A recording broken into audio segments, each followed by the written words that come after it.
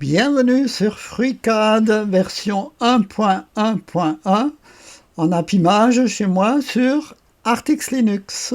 Aujourd'hui, nous allons nous amuser à créer cette grille cylindrique ou ce maillage en losange à partir de formes hélicoïdales, des hélices comme on appelle ça, des espèces de ressorts que nous allons paramétrer à l'aide d'un varset, d'un jeu de variables. Et nous allons même en créer à un moment donné un panier à papier. Enfin, vous verrez, c'est amusant. Les varsets, c'est quelque chose, une fois qu'on l'a découvert, qu'on a découvert les varsets, on ne peut plus s'en passer. C'est ce que nous allons voir. Je crée un nouveau document. CTRL plus S, je l'enregistre. Mesh Helix. C'est le nom que je vais lui donner. Mesh Helix. Et je vais aller dans l'atelier Part. Là, je clique sur l'icône « Créer une primitive ». Je choisis la forme, c'est-à-dire une hélice. C'est ces espèces de ressorts, là, qu'on voit un tout petit. Et je crée une première hélice qui apparaît ici. Je ne modifie rien pour l'instant. Je crée une deuxième, mais je choisis le pas à gauche. Je crée. Voilà mes deux hélices. Je ferme. Ces deux hélices, nous allons les paramétrer au moyen d'un varset. Ce varset ou jeu de variables, je le crée en cliquant sur cette icône avec les deux parenthèses. Là, on me propose d'entrer les caractéristiques, les propriétés de cette variable. Donc, j'écris un nom ici. Par exemple, non, d'abord, je veux voir quel type, parce qu'ici, il y en a plusieurs. Hein. On suppose que on est ici densité. Donc, ça, densité ne m'intéresse pas. Hein. Moi, je veux de la distance. Donc, au lieu de chercher dans cette liste interminable, j'écris dist, de distance, et on me propose tout ce qui contient le mot distance. Donc, c'est la première qui m'intéresse. Voilà. Le nom de cette variable. Donc, je vais l'appeler helix, c'est le mot anglais pour hélice, underscore, donc pas d'accent, pas d'espace, hein, le soutiré du 8, helix, et on va l'appeler hauteur, 8. Voilà, j'appelle comme ça, j'aurais pu écrire hauteur aussi, mais j'écris comme ça. L'infobulle, je peux la mettre si je veux ou pas. Si je veux la mettre, je surligne, clic du milieu sous Linux, ou CTRL-C, CTRL-V, sous d'autres systèmes, voilà, copier-coller en fait. Et vous voyez, Helix8 apparaît. Par contre, je n'ai pas encore renseigné la valeur ici, mais bon, on le fera. Deuxième variable, on va l'appeler Helix underscore pitch, le pas, hein, pitch. Et là, je ne mets rien non plus. L'infobulle, je ne la mets pas, c'était juste pour vous montrer. Donc, j'ai le pitch. Une autre helix underscore radius, le rayon. Alors le rayon, on peut tout de suite le mettre. Voilà, je ferme. Je regarde ici, voilà, il me manque, ah oui, la hauteur. La hauteur, je voulais mettre 150. Le pas. Alors le pas, il faut le définir, parce que je le sais, j'ai déjà fait, pour notre maillage torsadé, là, je sais que j'écris VAR, donc on me propose varset, je sélectionne varset, je prends la hauteur, que je multiplie, donc c'est le petit astérisque, que je multiplie par 3,5. Hein. Voilà, donc ça va me mettre 525 en gris. Donc ça c'est bon. Que me faut-il encore? La hauteur, le rayon. Ah oui, on va en ajouter un. Alors pour ajouter une variable, on peut cliquer droit, mais le plus simple, c'est double-cliquer sur varset. Et là, vous avez une nouvelle qui apparaît. Donc j'écris aussi helix. Helix, toujours une distance. Et qu'est-ce que je vais mettre? Helix, ah oui, helix, angle. On le laisse à 0 Pour l'instant, on s'amusera avec tout à l'heure. Voilà, je ferme. Donc, j'ai ces quelques variables qui sont là. Maintenant, nous pouvons configurer les hélices.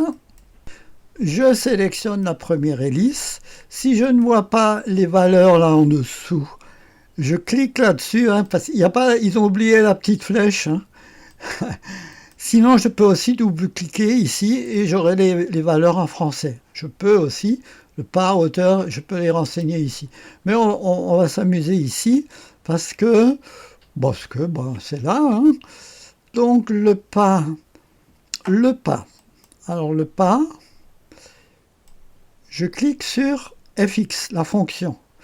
Et là, j'écris aussi var, var7, var7, je sélectionne var7, et le pas, il est là, pitch, puisqu'on l'a déjà défini, vous voyez, 525, normalement, oui, voilà, il est déjà, ça c'est déjà modifié. Alors, je continue, la hauteur, là aussi, je clique sur la fonction, parce qu'on fait appel au var7, hein. Donc par ce bouton-là, on fait appel au var7, j'écris VA, je clique sur var7, et là on veut la hauteur, height. Donc, ouais, c'est pour ça que je l'ai écrit en anglais, parce que ce sont les mêmes mots. Hein. Voilà. La hauteur, si je clique, voilà, la hauteur, elle monte là. Hein. Voilà. Ensuite, on a le rayon. Pareil, même musique, je clique sur le bouton fonction, entrer une expression, je tape VA sur mon clavier, je sélectionne var7, radius, voilà, et on s'arrête là. Donc, je ne vois pas mon hélice, mais par contre, je vais cliquer sur tout afficher, et normalement, je la vois. Vous voyez, l'hélice, elle est là, elle est beaucoup plus haute que la première. Donc, on va faire la même chose. Répétition pour mieux mémoriser. Pitch, VA, pitch, voilà. Toujours, hein, on est sur l'hélice numéro 2. La hauteur, VA, var7, la hauteur. Le rayon, radius, donc VA, var7, radius. Et voilà que nos deux hélices sont configurées. À présent, nous allons créer une esquisse que nous balayerons le long de ces hélices. Mais il va falloir aussi donner une dimension à ce profil que nous allons balayer. Et cette dimension, elle ne figure pas encore ici. Donc on va l'ajouter. Je vais l'appeler wire tout simplement underscore millimètre, hein, voilà la dimension. C'est de la distance aussi, et je vais lui donner une valeur de 3 mm. Allez, 3 mm. Voilà, donc ça c'est bon. Tout à l'heure, il nous faudra aussi une autre variable, mais on verra ça tout à l'heure. Je vais d'abord masquer l'hélice numéro 2, enfin l'hélice 001, et je vais sélectionner le bout de la première hélice. Vous voyez, le bout devient jaune, il y a un petit point jaune qui apparaît ici. Dès que ça devient jaune, je clique. Et là, je peux créer une esquisse, translation d'origine. Donc, je vais regarder ça de dessus. Je vais ajouter un rectangle centré. Je vais contraindre en égalité ces deux côtés en pressant E. Là, je presse L, ou je clique sur cette icône, et je clique sur le petit bouton fonction. Là, pareil, VA, je suis sûr que vous aviez deviné, var7, et je vais wire, donc la dimension du wire, donc c'est du 3 mm, ça me l'a mis en orange ici. Je ferme, tout est vert, l'esquisse est entièrement contrainte puisqu'elle est centrée sur mon hélice, elle est là. je peux à présent créer un premier balayage. Je clique sur l'icône prévue qui est là, créer un balayage. C'est ce sketch que nous allons mettre à droite, que nous allons balayer, donc trajectoire du balayage, je sélectionne le trajet, je valide, je coche créer un solide et freinet, sinon ça va être torsadé. Donc je valide, et voilà mon premier brin, il est prêt. Nous allons faire de même pour l'hélice 001. Je clique à nouveau sur balayage, créer un balayage. C'est toujours le même sketch, on peut l'utiliser deux fois, il n'y a pas de problème. Je balaye le long de cette hélice, je valide, je crée un solide, freinet est coché, et voilà mes deux balayages qui apparaissent ici. À présent, nous allons créer des répétitions circulaires de ces deux brins. Autour de l'axe, alors je fais apparaître les axes de coordonnées en pressant AC. Vous voyez, on va faire tourner ça autour de l'axe Z.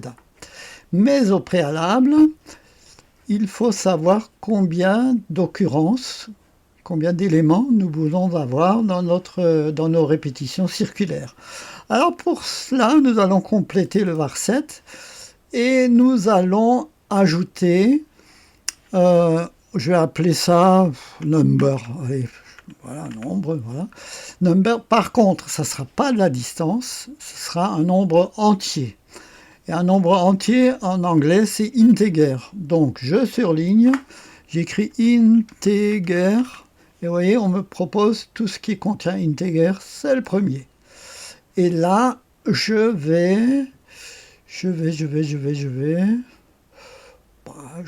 entrer une valeur, je vais mettre, allez, on va mettre 20. Voilà, je ferme. Donc, mon number, il est là. Je peux donc créer maintenant les répétitions polaires en utilisant un atelier historique qui s'appelle Draft. Je sélectionne mon premier sweep. Ici, j'ai une icône qui s'appelle réseau orthogonal, mais si je clique sur le petit triangle à droite, je peux choisir réseau polaire. C'est ce qui m'intéresse. Alors vous voyez, comme on a baladé notre souris à droite, on a tout déréglé ici. Il faut absolument penser à réinitialiser le point, c'est-à-dire pour que tout se cale sur l'axe Z, X, Y, Z. Donc réinitialiser. Pas oublier, hein, sinon la répétition se fera n'importe où, hein, autour d'un axe indiqué ici d'ailleurs. Hein. Le nombre d'éléments, on le laisse à 5 pour l'instant. Je valide. Et voici mon premier réseau, mon premier arrêt. Alors je peux maintenant ajuster le nombre de ces brins en utilisant toujours le varset. Donc je sélectionne l'arrêt, number, voilà, ça vous rappelle quelque chose, on a créé dans varset, donc j'écris VA, je clique sur varset, on a une variable qui s'appelle number. Number. Je clique gauche dans ma vue 3D et voilà, j'ai mes 20 occurrences, mes 20 brins, mes 20 wires voilà, qui sont apparus. Alors, je vais faire de même pour le sweep qui est là. Je crée un réseau polaire, je réinitialise, je laisse 5, voilà, il est toujours sélectionné, je vais sur number polar, je clique sur fx, l'expression, là j'écris VA, je sélectionne varset et je sélectionne number, je valide, je clique gauche ou je clique ici, et voici que mon maillage, ma grille maillée apparaît ici. Alors il arrive que les brins ne se rejoignent pas en haut. Alors j'ai trouvé, j'ai bidouillé quelque chose. Je suis allé dans mon varset et pour le pas, j'ai modifié, je clique sur FX, et j'ai trouvé en tâtonnant, hein, parce que là c'est vraiment, j'ai tâtonné, j'ai écrit 3,65, je crois que c'était ça. Je clique et voilà, je suis à peu près bon, peut-être pas, ah oui, bon, on peut ajuster, hein. Mais déjà j'ai les brins qui se rejoignent en haut, je peux me laisser voir avec ça. Alors supposons que nous voulions créer un panier à papier, vous voyez ce maillage, mais conique. Alors je vais dans mon varset, je vais jouer sur Helix Angle, mais je me rends compte qu'ici j'ai des millimètres, donc je me suis trompé. Ça, je ne peux plus le modifier, je presse sur suppression. Et je vais ajouter un varset et Helix Angle, voilà, pour vous montrer que le type est important, hein. J'écris angle, c'est pareil en anglais. Property angle, voilà. L'angle ici, on le laisse sur 0 pour l'instant. Voilà. Je ferme. Je sélectionne mon hélice qui est là. Sous angle, je vais faire appel au varset, donc j'écris VAR. Je sélectionne varset. Helix angle, je valide, je suis toujours à 0. Sauf que si je change la valeur de l'angle 15, j'obtiens ça. Voilà. Je vais faire pareil pour l'hélice qui se cache ici. Je vais écrire, enfin je vais d'abord le lier VA au varset, Helix angle. Ok, je clique gauche et voici que j'ai un joli panier à papier. Vous voyez, même les brins se rejoignent en haut à peu près, hein. Je peux jouer sur le pitch. Voilà, c'est amusant. Je me suis amusé tout à l'heure. Je vais sur mon varset, j'écris ici -9. Non, c'était -9. Est-ce que je peux? Voilà, je peux faire des choses coniques. -15, voilà, et ainsi de suite. Je peux carrément aller en pointe, hein. J'avais essayé. Voilà, on peut terminer en pointu. C'est rigolo, hein, on peut faire des belles choses à l'aide de ces hélices qu'on peut configurer comme on veut. Donc c'est pas mal du tout. Je reviens ici, j'écris 0 et je suis revenu. Donc si je veux créer un maillage plus large, maintenant c'est facile. Je vais plus large, le diamètre j'écris 80. Voilà. La hauteur, je vais écrire 200. Voilà. Je vais ajouter des brins, j'écris 24. Voilà, j'ajoute des brins. Voilà, à partir de là, c'est facile.